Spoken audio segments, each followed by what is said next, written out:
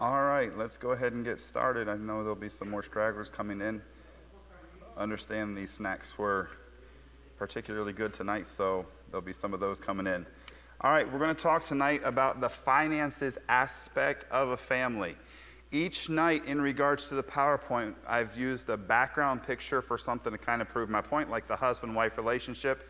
The background was a picture of myself and my wife. Father or parent-child was a picture of our family. Last night, in regards to spiritual service and education, was a picture of my family in our church. This is a picture of an old mobile home. On the right-hand side, you can see a storage container. When we first got married, before we got married, I bought a small piece of property that had an old, broken-down mobile home. In fact, if you look at the porch to the right-hand side, that is a tarp serving as the roof to our porch.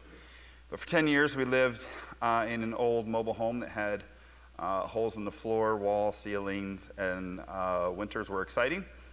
Summers were also fun, but the idea being to try to get into a house one day, and now we live in a house that was built on the same property, modular.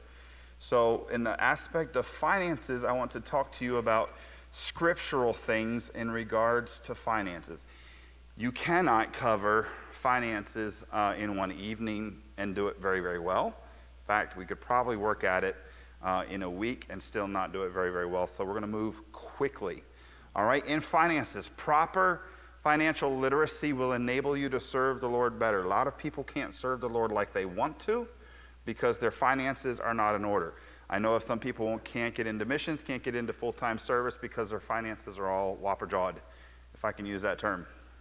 Also, proper financial literacy will not only help your family now, but in the future, and it requires practice and teaching, meaning the next generation needs to observe it, but they need to understand why you do the things you do.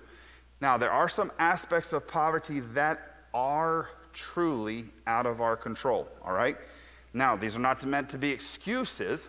Sickness or health concerns. Some people are not able to work, and I am a hard line person on this, but there are some people who truly cannot work like a normal person. That can affect their finances. Number two, disasters, natural and man-made. Speaking of weather, all right, a hurricane, natural disaster, that can affect someone. A man-made disaster. Russia invading Ukraine is a man-made disaster. Is that affecting the Ukrainians' economy? Sure is. Number three, the economy itself.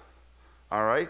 We are being affected by policies that affect our economy. It does affect poverty. Number four, government. You can see how those two go hand in hand, but can be separate. Number five, family death. My favorite president growing up, in studying, and still is, Abraham Lincoln, was affected by a family death. His mother died at a very young age and affected his family from then on. Number six, true handicaps, not perceived ones. What does that mean? People who truly are handicapped. Dr. Brown referencing his sister having her arm amputated from here down. That is a true handicap. There are a lot of people who manufacture them or use them as excuses or crutches because they're lazy, all right? True handicaps.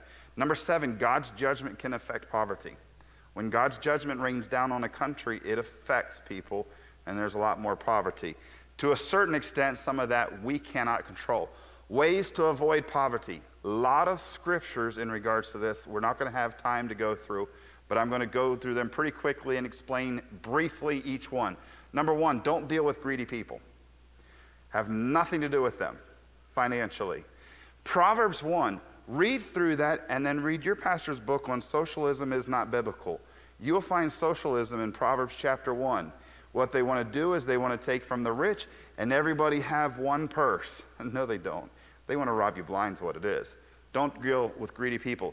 Number two, beware of too much sleep. We don't let our children and ourselves lie about an awful lot. People just laying about all the time. Don't do that. Number three, avoid excessive or unnecessary travel. I can tell you from personal experience, travel is extremely expensive, and we have to do a lot of it for ministry, but avoid unnecessary or excessive travel. It will drain you financially. Number 4, stay moral. Immorality will bring on poverty. Robert Hansen, FBI agent, was found selling secrets to the Russians to pay for his immorality. Immorality will cost you financially. Divorce settlements, the list goes on and on. Number 5, living righteously in general will help you to avoid poverty. Number 6, be diligent. In a nutshell, be consistent in your work ethic. One of the biggest problems that employers have are finding people who will be consistent at work on time every time. It's the biggest thing they have problems with. Number 7, a strong, oh dear, wrong button. Number 7, a strong national and personal defense. Be able to defend what you have. Your pastor and I were talking about castle doctrines and how that enables you to protect what you have. In Pennsylvania, my home state, castle doctrine extends to your property line. Guess what? There are some parts of Pennsylvania you don't want to go stealing things from. You'll end up holy. Strong national and personal defense. That was a dad joke. Number 8, don't be stingy. God's economics do not always make sense with man's economics, but if you're generous in your giving, God will bless you. Don't be stingy. Number 9, don't be vain. 2 years ago, I was here speaking. You guys didn't have Vacation Bible School because of coronavirus. I came, spoke on a Sunday, flew in, flew out. Monday, I'm flying home. There's a guy sitting across from me in the gate. And when he walked past me, I recognized the sound. It's the sound of a tarp. If you've ever worked with tarps, you know that sound. He had a $200 and some designer bag made out of blue tarp. That was his traveling suitcase. Guess what that was? That was a fad that was here for a minute. That's vanity. Because you could go to the hardware store, spend $15 on a tarp, and sew it up yourself. Vanity. Paying a whole lot of money for something that, honestly, folks, looked stupid. All right? Vanity. Don't be vain. Number 10, listen to instruction. Find someone who knows more about finances than you do, and then listen to them. Number 11, don't talk, work. Now, the brother that was a road engineer, please forgive me for a minute, but do the road crews in Wisconsin have the same bad habits that they do everywhere else in the country? 5 guys, 1 may be working, and the rest are leaning on shovels because it's not their day to work, right? Guess what? Can you imagine if they had to work like the rest of us? 94 and so on might be done faster than it is. All right? Don't talk, work. Get to it. Number 12, don't be wasteful. 30% of the American food is wasted. It's thrown out. My parents taught us when we grew up, waste not. A little louder. Waste not. There was also a phrase or a little poem during World War II. It was, use it up, wear it out, be content or do without. You know why? They didn't waste anything. They had drives for maintaining rubber and metal and stuff like that. Don't be wasteful. People are so wasteful, that will bring on poverty. Number 13, don't be slothful or lazy. Get up and at them. Get after it. These are Rambling Reno's rules. I have 4 rules, maybe 5 if you really want to get down to it. I tell my kids, I tell other people this. Number 1, work hard. Work hard. Work smart. All right? Just because someone's working hard doesn't necessarily mean they're working smart. But also, work long. I had a multimillionaire tell me in his place of business, he got more done in the hour before everybody showed up, during lunch hour, and the hour after everybody left. He said, I get more done in those 3 hours than the rest of the time. He worked long. All right, and lastly, live beneath your means. We'll get to the give generously quite later. Live beneath your means. Don't spend all you get. You'll see that here shortly. Number 14, don't ignore the needs of the, and I have in parentheses, truly poor. Have a heart of compassion for those who truly have less than you do. I am not sympathetic to those that are beggars or panhandlers and could be working. I don't have sympathy for them because they should be working. If a man doesn't work, neither should he eat. All right? Funny story, rabbit trail, sorry. My favorite basketball player growing up, Michael Jordan, he and Charles Barkley were walking down the road one day, and there was a beggar there. And the beggar asked Michael Jordan for money. He said, "No, not giving you a dime." And Charles Barkley handed him a $100 bill. And as they were walking, Charles Barkley said, "You're cheap, man. You're a lot more rich than I am. Why didn't you give him anything?" And here's what Michael Jordan said. If he can say, "Got any spare change," he can say, "Would you like fries with that?" Guess what? Guy should have gotten a job. Don't ignore the needs of the truly poor. Don't be a lover of pleasure. America loves pleasure, and they're going broke pursuing pleasures. They will do whatever it takes to get their pleasure. Number 16, don't spend all you get. Live within your means. All right? You will not be able to earn as much down the road likely, especially with, less buying power. Number 17, be wary of borrowing money. The Bible says in that particular passage, the borrower is servant to the lender. All these are in the book. You can look at it yourself. Number 18, one step further than ignoring the needs of the poor, don't oppress them. Don't oppress them. And there are ways that you can oppress them by taking advantage of them. Number 19, don't give gifts to impress rich people. Some people try to give gifts to those that have more than they do to try to impress them. I was talking with your pastor about a couple near us that throw big parties at their house to try to impress people. Those people aren't impressed. And even if they are, they're going broke trying to do it.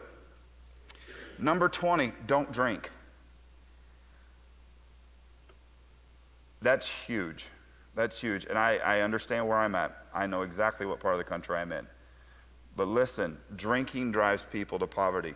My two sisters, missionaries in Brazil, bought a really small 700 square foot house that is the furlough place. It's really tiny, but it works for what they need. The man that sold it inherited it free and clear, was a stonemason. At home, stonemasons are in high demand, and they make whatever they want to charge because there are so few of them. The reason my sisters got the house was his second mortgage was long overdue. How do you inherit something free and clear and get foreclosed on your second mortgage when you're a stonemason could make easily $100,000 way back then? He was a drinker. He drank himself into poverty. Number 21, gluttony. Gluttony. People have filet mignon tastes on a hot dog budget. And so as a result, they eat themselves into gluttony. All right, number 22, don't follow vain people. Not only don't be vain, stay away from vain people because you'll find yourself trying to, here's an old expression, keep up with the Joneses. Don't follow vain people. Just let them go. Let them do their own thing. Don't try to compete. Number 23, don't fall for get-rich schemes. If it sounds too good to be true, it is too good to be true. If you like and share this on Facebook, you'll get a $500 gift card from Walmart because they're giving them out to everybody. No, they're not. Walmart didn't get to where they are giving out $500 gift cards to everybody. All right? But people fall for those scams because they want to get rich quickly. Don't fall for them. People think, oh, well, I've got this guy or he wouldn't lie to me. Well, yeah, he would actually. Number 24, don't try to keep up with the Joneses. That's similar to 23. And then number 25, be careful to maintain a healthy standard of living when you experience a windfall. In a nutshell, what does that mean? If you have some unexpected amount of money that comes to you, don't expand your standard of living, save more, or expand your standard of giving. Case in point, when COVID hit, some occupations did extremely well. All right? They did extremely well. My brother-in-law delivers groceries, is a truck driver that delivers groceries. When COVID hit, people panicked because they thought there would be a supply shortage of food, right? So what did people start doing? Besides hoarding toilet paper, they hoarded food, right? Guess what? Then they started getting empty grocery shelves, so they're calling their suppliers saying, give us everything you can. Guess who's a really, really busy beaver when COVID first hits? The truck drivers delivering the food. And so the truck drivers actually had the restrictions lowered on them where they could drive more hours. And so they were making money like never before.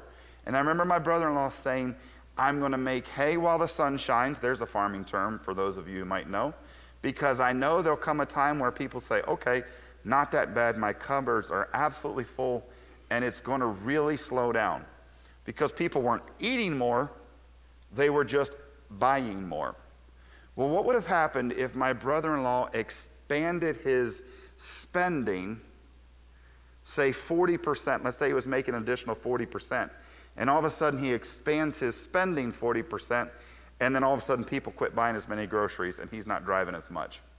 He's in trouble, isn't he? What happens if someone inherits an amount of money and they start spending on bigger houses, better cars, nicer groceries, more eating out? What's going to happen to that inheritance? It's going away. What's going to happen when they run out of money? They're going to be very unhappy, aren't they? I know of one young man, sadly, his mom died, and he went out and bought thousands and thousands of dollars worth of shoes and had vacations and parties and meals with his friends. And he blew his inheritance, which was supposed to put him through college and give him a good start in life, blew it all. And he had dozens of pairs of shoes, most of them never worn, but because they weren't current, he didn't want to have anything to do with them. So his grandma ended up giving away dozens of pairs of shoes that were perfectly fine, that he had blown thousands of bucks on. Try to maintain a healthy standard of living. Next. How do we do this in regards to work?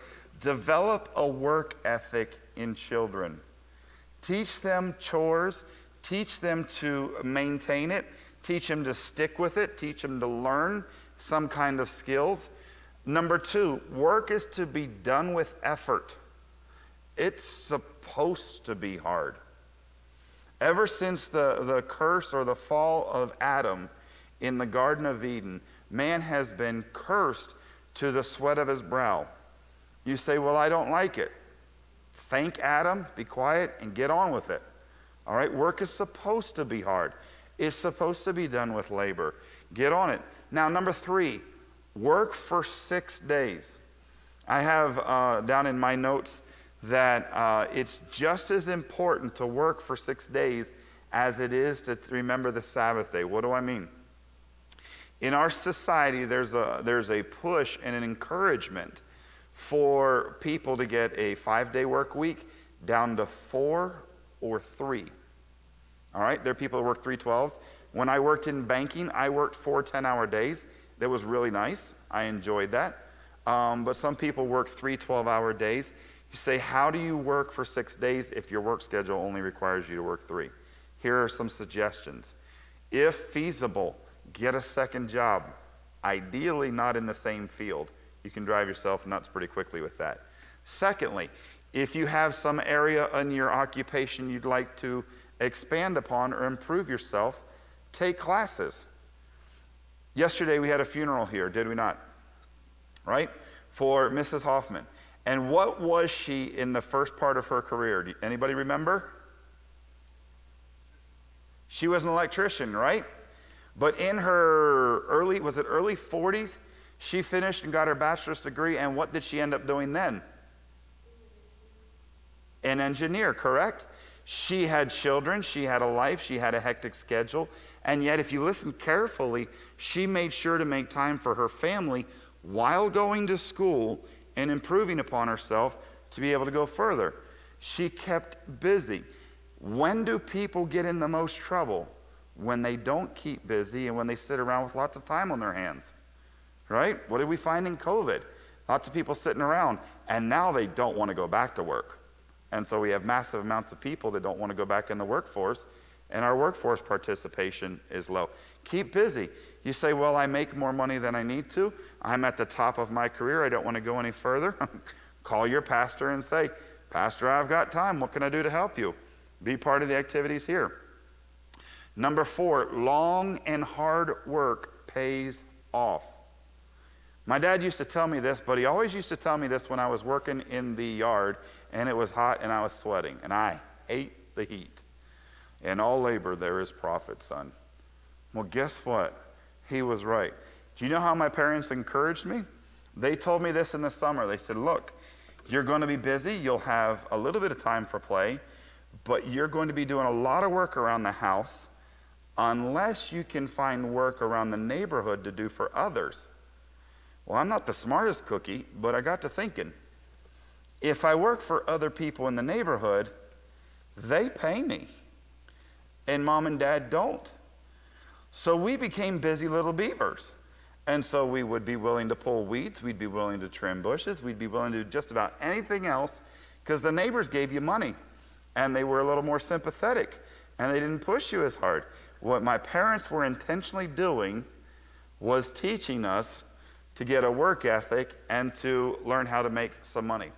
Number 5, work quietly without drawing attention to yourself. In the book, you'll find a passage that Paul had to deal with people not working and being busybodies. Busybodies, that's a biblical term. Work quietly without calling attention to it. If you've ever worked in a secular job, we all know that one person who draws a lot of attention anytime they do something. I worked in a medical billing for, when we first got married, for a hospital.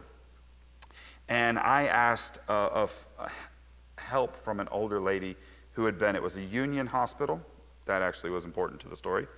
And I asked her, I said, could you possibly help me with this? I'm swamped and you don't seem to be doing anything right this moment. I left that little part out. She says, no, I'm too busy, I'm sorry. And I got to thinking, what does she do? And I started asking the coworkers, she never seems to be doing anything. What does she do? Nobody seemed to know what she did. And so for the next most of a week, we kept a list of the things we saw her do. Guess what? She didn't. Guess who was the worst busybody in the entire office? The woman constantly drinking coffee, running away from anything that looked like work. Work quietly without bringing attention to yourself. Number 6, learn to do your own business.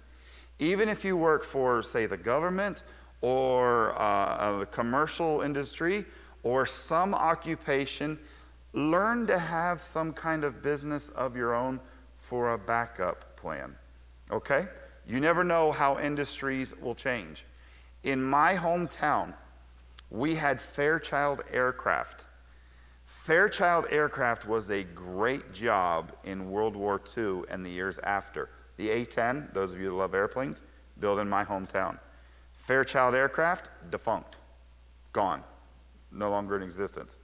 What happened was a lot of people counted on Fairchild Aircraft to lead them straight into a fat retirement.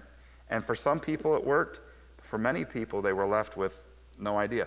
Mack Truck, now Volvo, in my hometown. Layoffs come. Manitowoc Crane, same thing. But there are some that have a backup plan. Learn to have something that you can do on your own, even if it's just for fun or a backup plan. Also, value expenses and purchases according to your work. Consider, how long does it take you to earn that? One of the things we're trying to teach our kids is to look at the price tag of something and realize how long they have to work for it and decide, is it worth it or not? And sometimes they don't decide well. Borrowing money. Consider how much time it'll take you to pay something off. My parents went to get a vehicle, and they asked me how long the term would be for my parents to get the vehicle. And I jokingly asked, what's the longest you can get on a car loan? And the lady said, if you borrow at this particular bank, if you borrow over $50,000, you can get a 10-year loan. Imagine where you're going to be in 10 years if you get a loan for over $50,000. You're going to pay a lot of money. She said, but if you borrow over $100,000, you can get a 15-year loan. How long do you think it takes you before that car is not worth remotely what you owe on it? Real soon. Number 2, countries should not borrow from other countries. Where are we as a country? We're in trouble. We're in a lot of trouble. That's scriptural. Number 3, debt should only be for essentials. Be careful what you borrow money for. Some people are of the opinion you should never borrow anything. I'm not of that opinion, but I'm not going to argue with you if you are.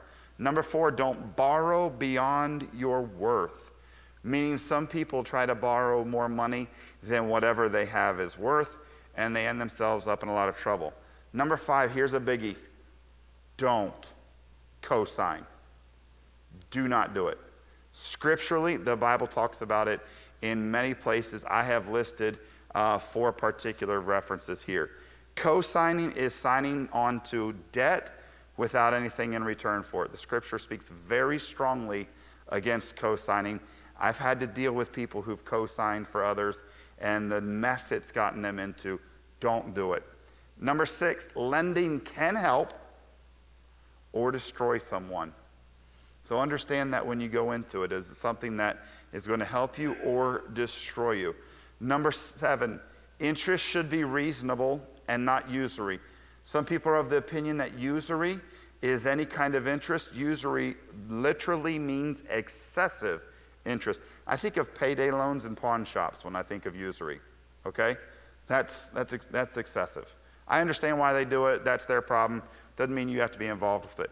Interest rates should take into consideration many things. Let me just say inflation is a big one. Interest rates are skyrocketing, and so that's something to take into consideration as well. Wrapping up, savings, investments, and wills. Savings, investments, and wills. Savings are an act of obedience to God. Just because you save money in some way does not mean you have lost faith in God. The Bible talks about, go to the ant, thou sluggard. What does the ant do? They save up their food for a time when they can't harvest it, don't they? Pay attention to the black bear. What does he or she do? They prepare for a time when they're not going to be able to eat. Deer fatten up in the fall because it's not going to be quite that easy to get food throughout the winter. God has shown that saving can be a blessing. Now, don't make that your highest priority. Don't make that be stinginess in giving, but savings is an important thing as well. Also, we are to provide for our own. Not just their current status, but down the road. The Amish and the Mennonite really have this mastered. What do I mean is over a period of generations, each generation provides more for the next one, and eventually a family will get to where they can provide a house and a business for the sons so that they can start to provide houses and sons for the next generation. Amish and the Mennonites have great background in this. Also, children's marriages affect inheritances. Imagine if a farmer has a daughter. He's going to be inclined to be curious what her husband's going to be like. Does he hate farming? Or is he likely to take on the farm? It can affect things, can it not? We all know people whose children have married poorly, and it affects things when the inheritance or the will comes out. A lot of friction, things go south. But on the flip side, a proper marriage can assist as well. Biblical provision for sons to receive a house. You say, that's old-fashioned, it's archaic. Listen, try to provide for the next generation so they can provide for the next generation a little bit more, and so on. Don't hurry to inherit.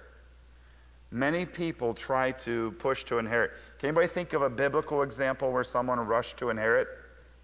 Prodigal son. How did that work out for him? See, a sudden windfall can make or break someone, can't it? The other brother stuck by the farm, learned how things would go, and everything would be his from then on. And he had the benefit of learning underneath the dad for years. Meanwhile, the one that was in a rush to inherit lost everything. And the only thing preventing him from starvation was his dad and his brother. Don't hurry to inherit. Don't expect your heirs to appreciate things the same way. Ecclesiastes, you read Ecclesiastes and you'll find that that's vanity. Some people say, well, my kids are going to think that this is important too. Be careful. Be careful. Those things that you treasure so much may end up in auction very shortly after your death. My dad has an expression for this. He says, do your giving while you're living so you're knowing where it's going. All right? Be careful. Don't forget the Lord with windfalls. Know a man who inherited a farm and went to sell it when he was no longer using it, sold it for $500,000, and told his pastor he was not going to give anything to the church when he should have at least tithed on it. Told the pastor, I'm saving up for the next generation. He and his wife didn't have kids. He was saving up for the next generation of nephews and nieces. But this guy was cheap and tight, and so he did not properly purchase Medicare insurance because he was cheap and tight. You guys know where that story went? Guess what happened? Don't forget the Lord with windfalls. Make sure you take care of what you owe to him. Be sure to have a plan for end of life. I've had to help 2 families in the last several years who did not leave wills properly handled. And as a result, it's been a real heartache on many, many fronts. Make sure you have a plan for end of life. And then be content with whatever finances you can control. Families are broken up over wills and estates and inheritances. My driving instructor, way back then, when I was learning to drive, was an orphans court judge. And for some reason, he took a liking to me. And he said, Mark, on my desk in my courtroom, he says, I keep a stack of pennies. Have I told you all this yet? Okay, I keep a stack of pennies. I said, why? He says, when you have to divide up an inheritance, everything comes down to the penny, right? He says, but when you go to divide it out amongst the kids or the inheritors, inevitably somebody's going to end up with 1 penny more than the other. He says, I've had them say, well, why does he get the extra penny? He says, I take a penny, throw it at him, and say, get out of my courtroom. I liked the guy. I'd like to throw some pennies at some greedy people, too. My dad's had to deal with people fighting over the inheritance before the person died. Yeah, I've got time. Story time. I live in Greencastle, Pennsylvania, just north of the Mason-Dixon line. Just north of us, my wife's laughing. She knows where I'm going. Just north of us is a little town called Marion. Right along Interstate 81 is this massive, huge house that is a local legend. What happened was, there was a man that was quite wealthy dying of cancer. And his kids started fighting over the inheritance. He was going to get the money. He found out about it. He's not dead yet. So he fixed them. He took his money and bought a property right along the interstate next door to a school for juvenile delinquents and built a house. He spent almost all of the money on the house. Huge, massive house. No bathrooms, no closets. There may have been a half bath, and no cabinets. Meaning, when he died, he left all the kids with a house that nobody wants. So they had to come together and put their own money in to put bathrooms, cabinets in. By the way, this big, monstrously huge house is right beside a busy interstate. Anybody want to buy a massive house right next to a busy interstate? Or next door to a home for juvenile delinquents? And so here's this house that's gorgeous in a terrible location, designed and built in such a way nobody really wants to buy it. He spited his kids. Decades later, we're still laughing about it. Eventually, some person bought it and donated it for a rehab house. But those kids were made fun of in the entire community and still laughed about today. Because guess what? They were not content with finances they can't control. They'd have been just better to shut up and put their differences aside and care for dad. But no, they had to fight about it. Covetousness and idolatry is a sin of the heart. It defiles us. Covetousness will reveal itself eventually. Get your heart right with finances. Contentment is the opposite of covetousness. Godliness with contentment is great gain. Finances. The number one thing that parents or husbands and wives split up over? Money. And you know what? We're only going to see more and more problems as we get further and further into things when we get to perilous times. Because the causes of poverty are pretty substantial. That's a long list of things to go through. If you don't have a copy of the book, I think there may be one or two here. Does anybody not have one? Okay, Richard, I think there's one back here. I'll try to give it to you. It's Richard, right? Okay. I'll try to get you a copy. In the book, there's a whole lot more. One chapter or one section I would encourage you to look at has to do with dealing with adult children. I wish I could have done that. And preparation for marriage. Those are big things that we just didn't have time for. But I hope it's a blessing to you. Many of these things are things that we're still working on, okay? I don't want to give you the impression we've got everything figured out, because we certainly don't. But it's a refining process. It's a refining process. So if we're going to have God's recipe for successful homes, we better follow his recipe and do things the way he tells us to. And the finances are a big part of that. We need to make sure we have that right. Any announcements before I dismiss in prayer, Dr. Brown? Just the fact that the kitchen book table and tracks are free. Correct. But the books, donations on there, and of course, we also cover Sure. good ones, like these, and Sunday evening, closing the program, is at a great time. Brother Gold will be giving a devotional as well. And Brother Reno will be doing 9:30 Sunday school and morning 10:45 service. Correct. One thing I want to tell you about the book table, in the back right corner is a book called The Heart of a Mother. It's a message I preached on Mother's Day, not this past Mother's Day, but the year before. And I referenced something just a little bit, but it talks a little bit about microchimerism, which has to do with how God has a special literal physical bond between the mother and the child, and how there are cells that are from the baby are left in the mother's body, and how it affects the mother till she dies. Dr. Brown was referencing tonight the toll that it can take on a lady when she aborts her child. And people say, well, a piece of my heart. Guess what? Literally, that child is a piece of the mother's heart. It's covered in that booklet, back right corner, Heart of a Mother. If you want to give something towards the cost of the book, you feel free to. Don't feel obligated to whatsoever. All right, I think that's it. I will go ahead and close in prayer, and if you have kids, make sure you get to them in a timely manner, please. Lord, we love you. Thank you for your